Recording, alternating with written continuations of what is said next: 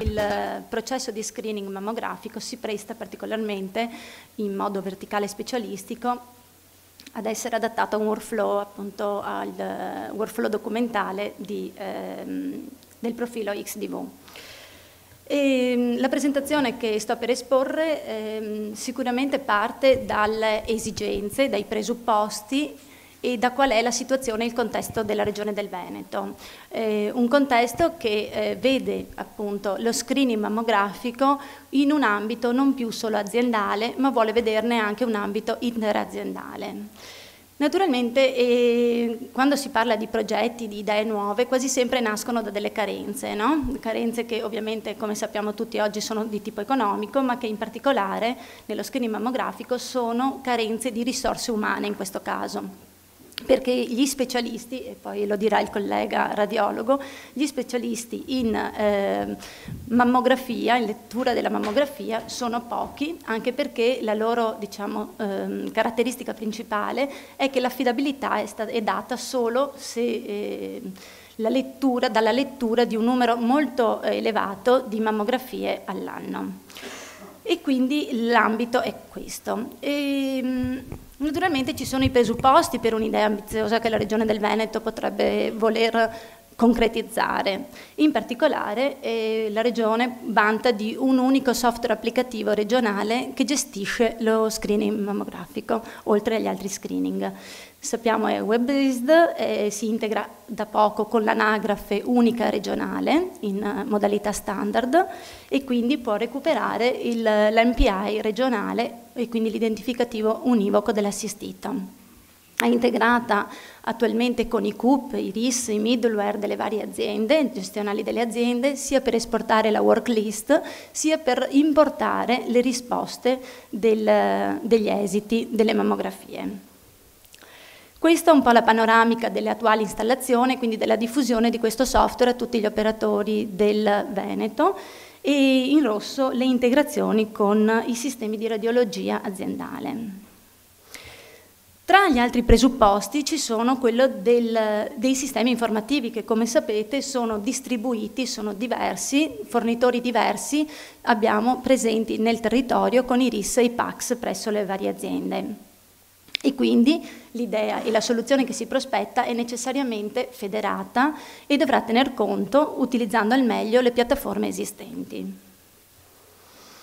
Un target importante che diventa un presupposto. Tra gli obiettivi della DGR 3140 del 2010 vi è il valore target di un indicatore che è l'adesione corretta ai programmi di screening, che è stato fissato all'80%, un valore anche questo molto ambizioso e quindi sottolinea appunto l'importanza di prevenzione del tumore alla mammella.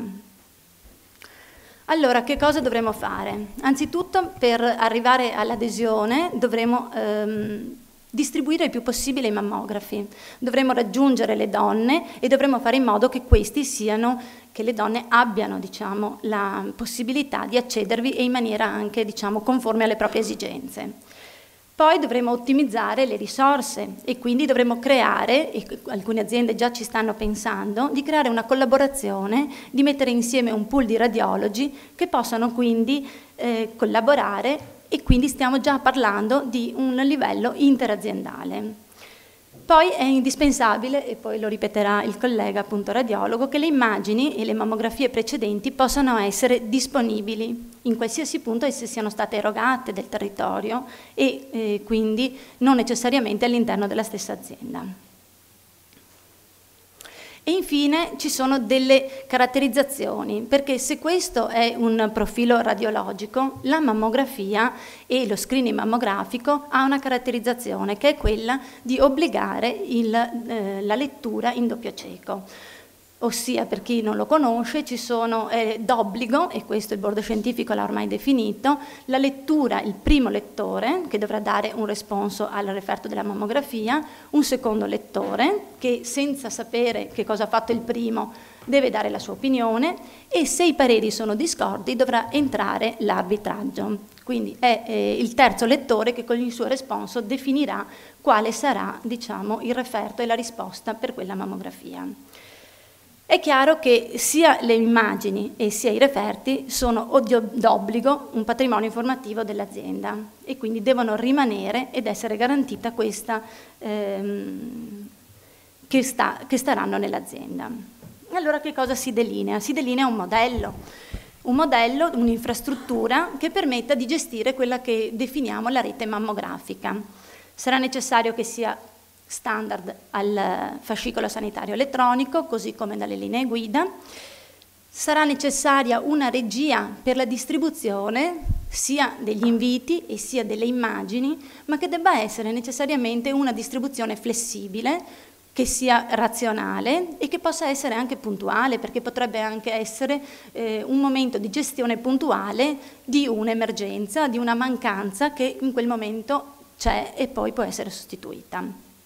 A tutto questo è chiaro che necessita una condivisione delle immagini che, prodotte da un qualsiasi mammografo, sia disponibile ai radiologi, ed è questo appunto il supporto dell'infrastruttura. È chiaro che ci devono essere 2 firme a una sola immagine o alle immagini comunque prodotte da quella mammografia, devono essere disponibili 2 firme dei medici radiologi ed eventualmente la terza nel caso del terzo lettore. Il tutto deve produrre delle risposte perché il screening mammografico prevede poi che venga deciso quale sarà l'azione conseguente, quindi se la donna sarà richiamata a 2 anni o se invece ci dovranno essere degli approfondimenti e quindi un iter di secondo livello. La possibilità di richiamare, come abbiamo già detto, le mammografie deve esserci per un confronto e infine appunto il processo di approfondimento. Tutto questo che cosa presuppone? Sicuramente una disponibilità delle componenti standard, perché ci deve essere la condivisione delle immagini in modo standard e ci dovrà essere un workflow che dovremo sperimentare. È intenzione della Regione sperimentare in una o più aziende e andremo a vedere anche dove ci sono delle aziende che hanno più carenze appunto di radiologi e andremo a costituire un gruppo di lavoro formato da clinici e formato da referenti dei sistemi informativi che andrà a definire bene e approfondire il workflow. Ovviamente è non trascurabile, non ultimo, il fatto che immagini e referti dovranno concorrere alla definizione del fascicolo sanitario personale, quindi secondo le specifiche standard e a fine appunto della fruizione delle immagini.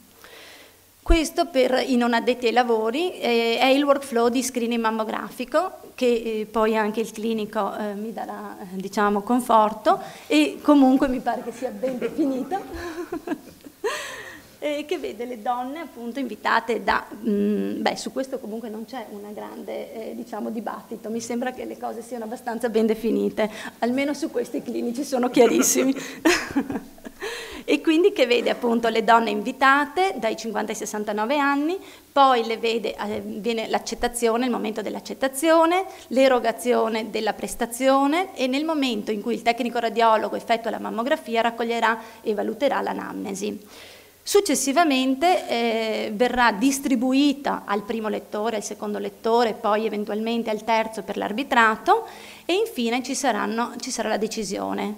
È negativa o ha bisogno di un approfondimento. Se è negativa, chiaramente il processo continua, viene effettuato il referto, poi viene data la risposta che necessariamente deve essere codificata perché poi deve essere decisa l'azione conseguente e quindi la spedizione della risposta alla donna.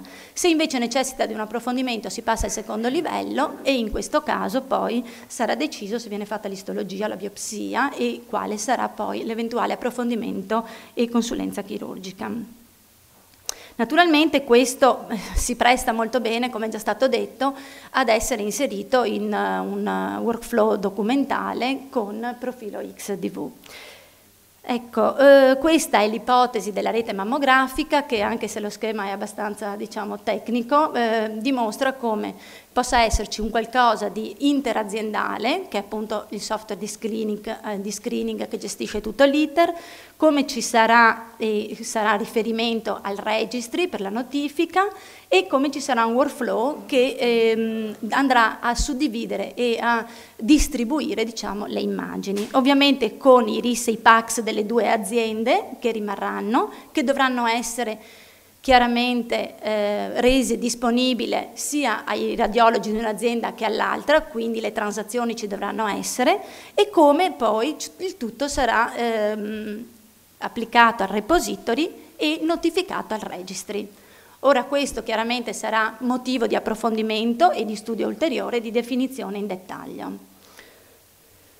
Ecco, il caso di studio in HE è stato presentato il 14 settembre 2011, la proposta per la definizione del workflow e come sapete il 9 novembre, o comunque se non è stato detto lo diciamo, è stato inserito, la Planning Committee Technical l'ha inserito nel dominio della radiologia e degli HE e quindi ha accettato e andremo avanti a studiarlo.